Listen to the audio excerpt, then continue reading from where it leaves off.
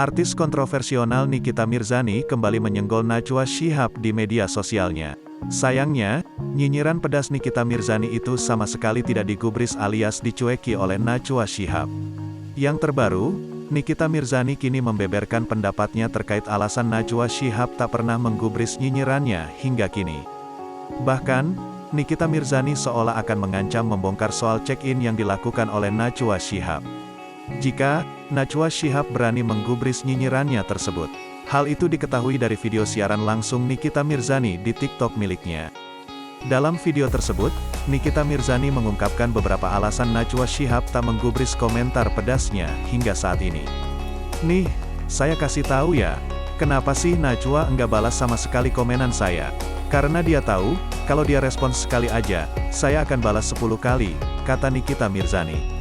Nikita Mirzani juga mengancam akan membongkar tempat check-in yang dilakukan oleh Najwa Shihab. Dan saya akan beberkan di mana dia pernah check-in. Paham, ujar Nikita Mirzani.